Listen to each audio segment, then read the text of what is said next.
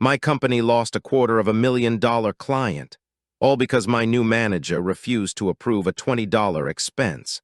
I work as a creative director at a mid-sized advertising agency. Our entire business model is built on speed.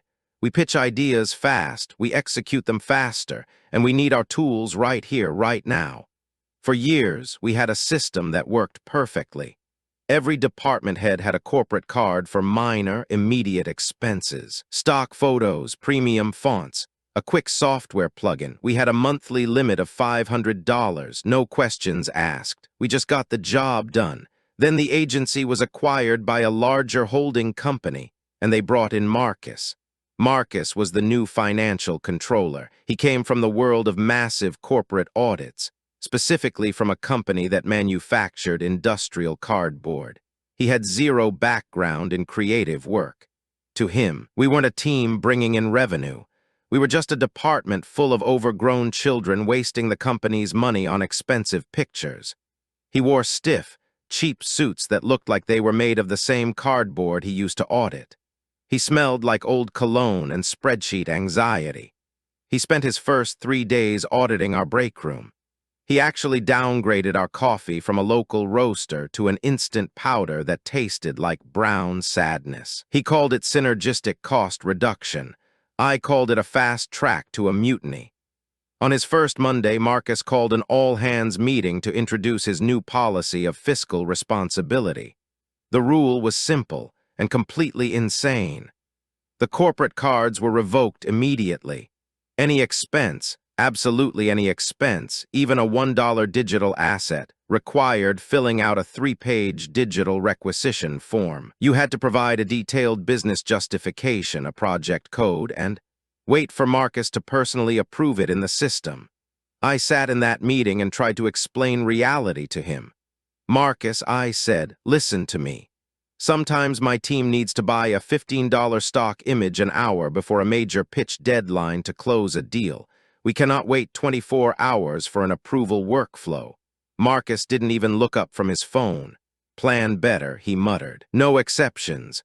I am shutting off this tap of financial waste. If you need something, you fill out the form, process over convenience. I looked at my team. They looked terrified. All right, I said quietly. You heard the boss. We plan better, and we follow the policy to the letter. The malicious compliance began almost immediately. The first week, we missed a minor deadline for a social media campaign because a designer needed a specific brush pack for Photoshop. It cost $12. I submitted the form on Tuesday. Marcus didn't approve it until Thursday afternoon. The client was annoyed, but it wasn't a fatal blow. I made sure to forward Marcus's approval timestamp to the account manager just so everyone knew exactly where the bottleneck was.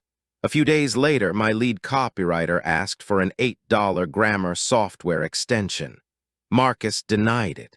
His note in the system read, "Rely on your college degree, not a digital crutch."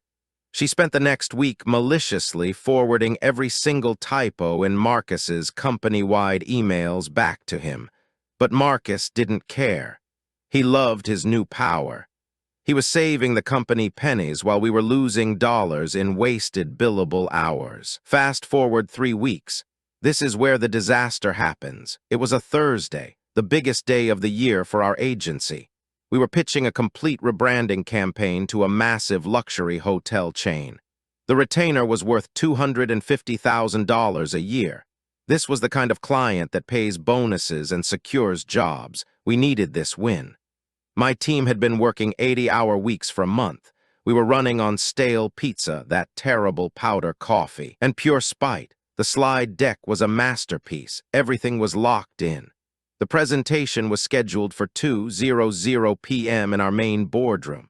At 11:30 a.m., 2.5 hours before the clients arrive, the CEO walks into the bullpen. He looks nervous. He's reviewing the final deck on his tablet. "I don't like the closing slide," the CEO says, pacing back and forth. "It's too clinical. I need an emotional punch at the very end. Find me the perfect image. Something that screams luxury, escape, and absolute perfection. A sunset over a private villa, something that makes them want to sign the contract right now." My team immediately pivots.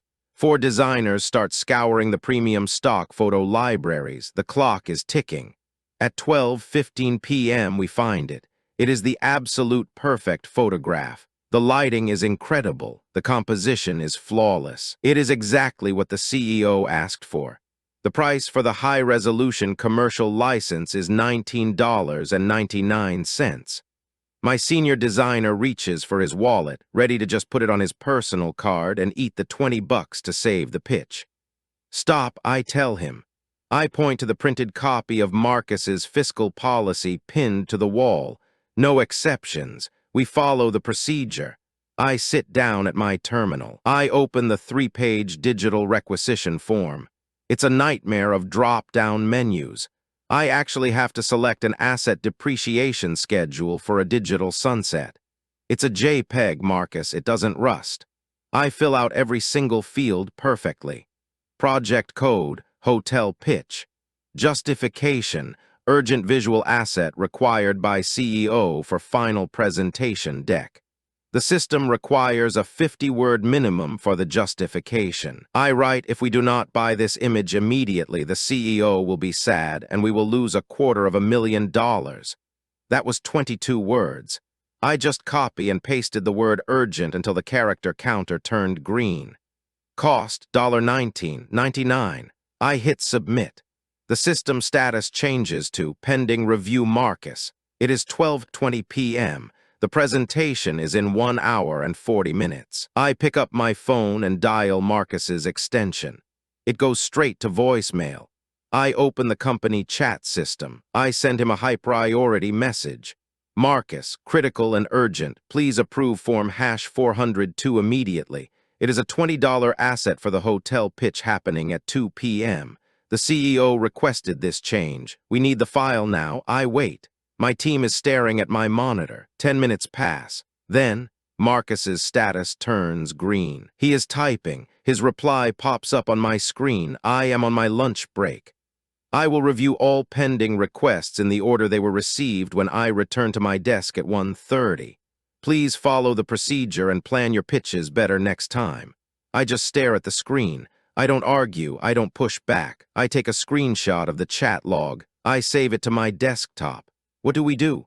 My designer asks, panicking. We put the placeholder image in the deck, I say calmly.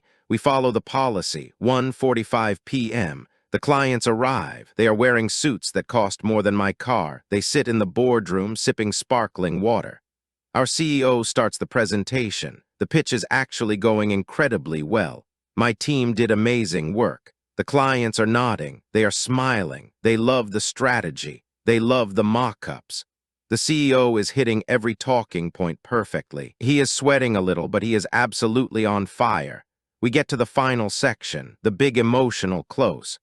And this, the CEO says, his voice full of passion, is the feeling we will deliver to every single one of your guests. He clicks the remote. The final slide transitions onto the massive 4K television in the boardroom. It is the perfect image of the sunset over the luxury villa. Except, because we couldn't buy it.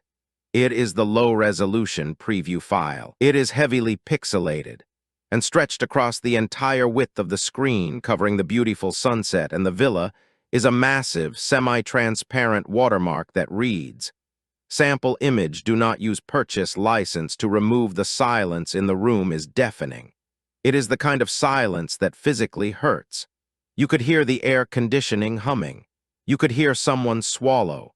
The lead client, the vice president of marketing for the hotel chain, slowly takes off his glasses. He stares at the screen, then he looks at our CEO. "Are you?" The client starts, his voice dripping with absolute disgust. "Are you showing us a stolen, unwatermarked stock photo for a $250,000 pitch?" Our CEO turns completely white. He looks at the screen in horror. Then he looks at me. His eyes are begging for an explanation. He looks like he's about to throw up. I don't miss a beat. I speak in a clear, professional, completely neutral tone. "Sir, according to the new mandatory fiscal responsibility policy, I submitted a formal request to approve the $19.99 expenditure for the license at 12:20 p.m.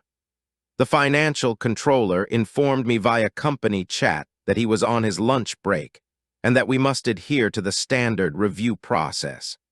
The approval was not granted in time for this meeting. We are strictly forbidden from circumventing the system. The clients don't say another word. They simply stand up.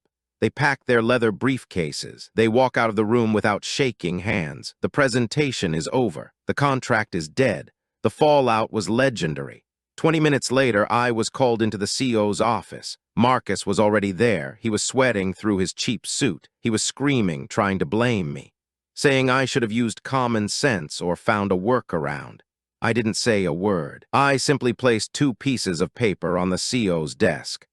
The first was the printout of the digital requisition form for $19.99, clearly time-stamped at 12:20 p.m., detailing that the image was requested by the CEO for this specific pitch, complete with my 50-word justification.